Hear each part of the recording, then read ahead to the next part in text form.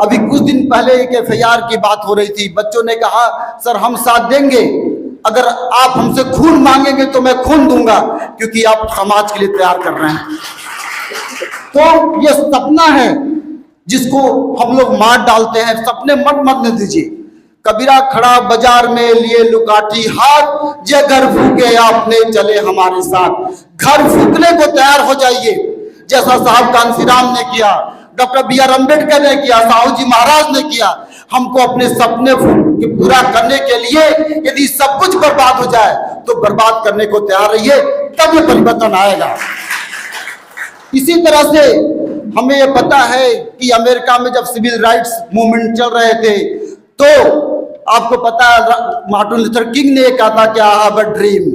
आप लोग पूरा YouTube पे ये है, सभी जगह पे वो कहता है कि मेरे पास एक सपना है।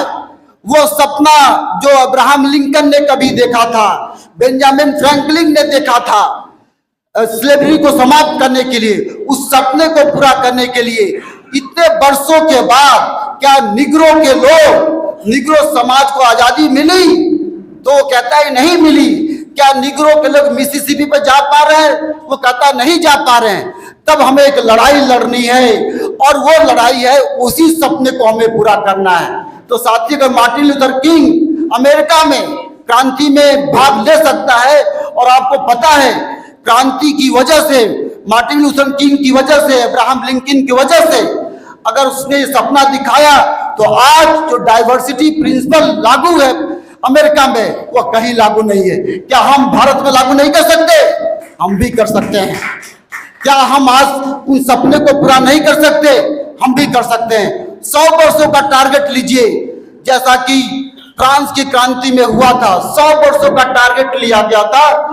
मॉन्टेस्क्यू, दिदरो ने टारगेट लिया 100 वर्षों का, और 100 वर्षों के बाद फ्रांस में क्रांति हुई, जिसको 1789 का क्रांति कहा जाता है, जहां पे ये कहा गया कि राजा को फांसी पे लटकाना है। ये 100 वर्षों के बाद आई थी। क्या हम 100 वर्षों का यहाँ पे प्रतिज्ञा नहीं ले सकते कि 100 वर्षों में हम एक ऐसा समाज बनाएंगे कि आने वाला हमारा पीढ़ी, जो भाई कह रहे हैं कि अम्बेडकरवादी अर्थव्यवस्था हो, क्या ऐसा व्यवस्था नहीं बन सकता? बन सकता है। हम लोग कितने तैयार हैं मॉन्टेस्क्यू बनने के लिए? मॉन्टेस्क्यू वो व्यक्ति था जिसने ये कहा इस देश में, फ्रांस के संदर्भ में, कि कार्यपालिका, व्यवस्थापिका, न्यायपालिका तीनों अलग रहेगी, और स्पिरिट ऑफ लॉ नामक किताब लिखा। और स्पिरिट ऑफ लॉ नामक किताब लिखा, उसी किताब के आधार पे पूरी दुनिया के संविधान में कार्यपालिका, व्यवस्थापिका, न्यायपालिका आगे है, और भारत ने उसी बात को अपनाया। आप जानिए, एक छोटी सी किताब, क्या हम ऐसी किताब की रचना नहीं कर सकते?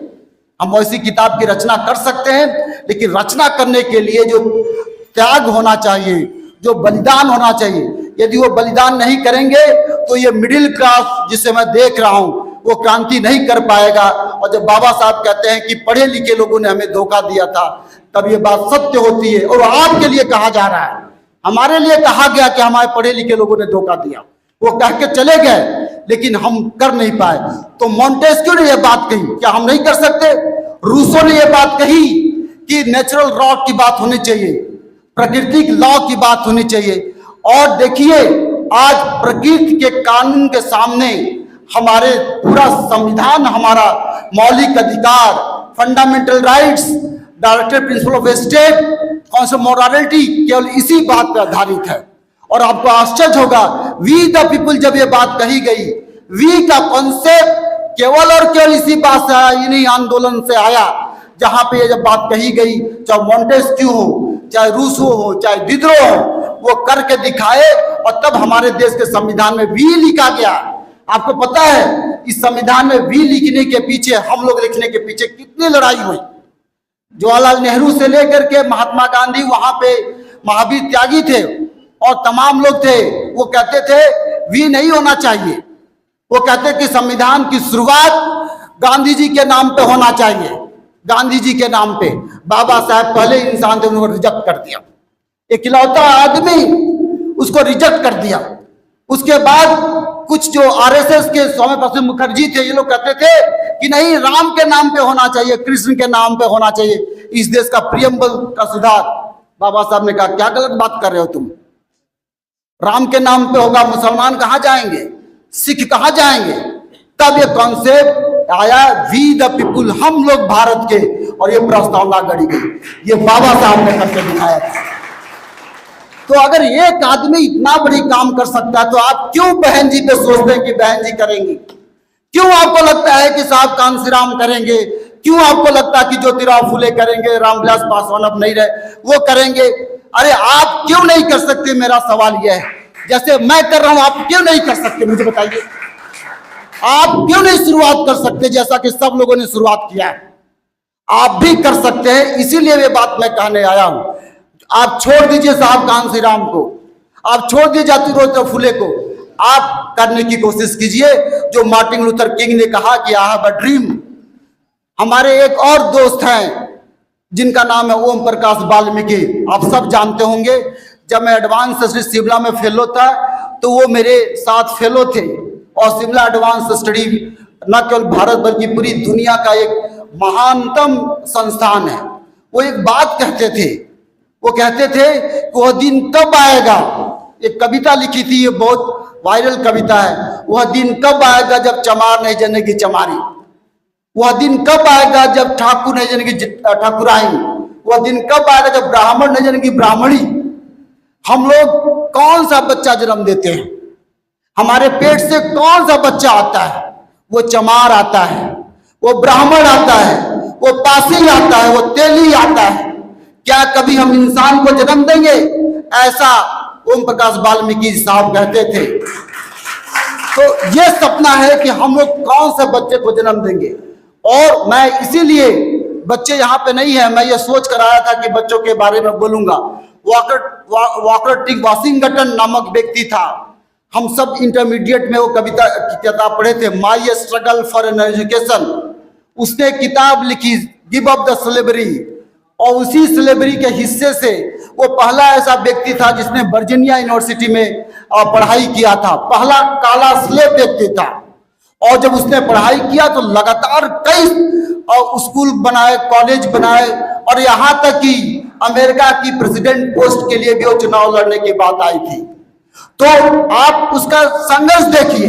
मैं नहीं कह रहा हूं, आप हो सकता है आप लोग ना पढ़ाई करते हो, लेकिन अपने बच्चों को तो पढ़ा सकते हैं। आप अपने बच्चों को पढ़ा सकते हैं ना। मेरे पिताजी कैसे सपना दिखाना है।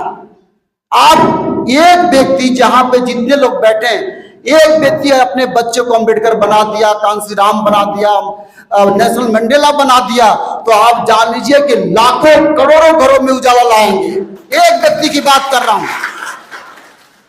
मेरे पिता मुझे कैसे बनाए, आप लोगों से बता रहा हूं। मेरे पिता अनपढ़ हैं, बंधुआ मजदूरी करते थे, ये कैसे बनाया मेरे पिता ने। मेरे पिताजी उंगली पकड़ के ले जाते थे अपने साहब के पास, और साहब के पास लेके जाते थे और बोलते थे कि साहब, सर तो आता नहीं था, साहब मेरे बेटे से सवाल कीजिए ना, मेरे बेटे से सवाल कीजिए ना। और मैं छोटा व्यक्ति, मेरे पैंट पे चकती लगी होती थी, चप्पल, टूटा हुआ चप्पल पहन के जाता था। मेरे पिताजी जाते थे, साहब लोगों के घर में काम करते थे और दूध दुहते थे गाय का। तो एक दे साहब, DEY दे साहब हुआ था। अब मुझे समझ में कि दे का क्या मतलब है, तब तो हमको समझ में नहीं आता था। तब दे साहब हुआ करते थे। तो बंगाल में पिताजी को ले गए, और पिताजी जब गए हमको लेकर के, तो साहब से पूछा कि आप इसको बताइए, हमारे बच्चे से सवाल कीजिए। सवाल पूछा और मैंने सवाल का जवाब दे दिया। 2-3 सवाल पूछे और मैंने सवाल का जवाब दे दिया। तो दे साहब ने ये कहा मेरे पिताजी से, अरे आपका बेटा तो पढ़ने में ठीक है, इसको थोड़ा पढ़ाई कराओ ना, इसको तो आगे बढ़ाओ ना। तो दे साहब ने बताया कि इसका जो नाम है कि JK नगर बंगाल में एक जगह है, छोटी जगह है, सरस्वती शिशु मंदिर, जाहिर है कि हम लोग जानते नहीं थे, वहां पे भेजा और मैं पढ़ना लिखना सीखा। तो मेरे पिताजी ऐसे करते थे। ये आप लोग कर सकते हैं ना, हो सकता है आप ऐसा ना करें। कल मैं स्वामी प्रसाद मौर्य जी के घर गया